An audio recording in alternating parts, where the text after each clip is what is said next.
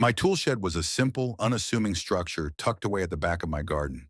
It was my sanctuary for all things DIY, a place where I kept my drills, hammers, paintbrushes, and other assorted tools that I used to maintain and improve my home. I prided myself on keeping it organized and tidy because it was my personal space, a quiet retreat where I could work on projects without interruption. But then Karen discovered it. At first, it was small things. Karen borrowing a hammer here, a screwdriver there.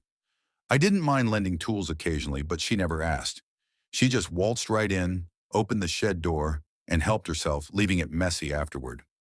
One weekend, I returned from a quick run to find the tool shed door wide open and Karen inside, surrounded by a clutter of my tools.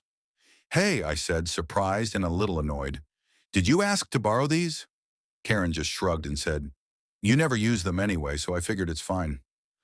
I tried to explain that the tool shed was private property, not a public lending library, but Karen wasn't listening. She acted like it was her right to use whatever she wanted, whenever she wanted. This went on for weeks.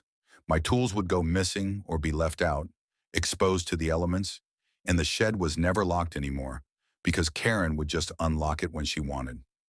Finally, I decided it was time to send a message. Something clear, harmless, but unforgettable. I ordered a massive shipment of colorful plastic ball pit balls, the kind you see in children's play areas, bright reds, blues, yellows, and greens. Over the course of a weekend, I emptied every shelf and corner of the tool shed and filled it floor to ceiling with these balls. I stacked them so high you couldn't see the floor or anything else. It looked like a giant, vibrant ball pit had taken over my tool shed. Then I locked the door tight and put up a polite but firm sign. "Tool shed closed for maintenance." The next time Karen came snooping around, she found the shed door locked. She rattled it and peeked through the gaps, only to see a dazzling sea of plastic balls inside.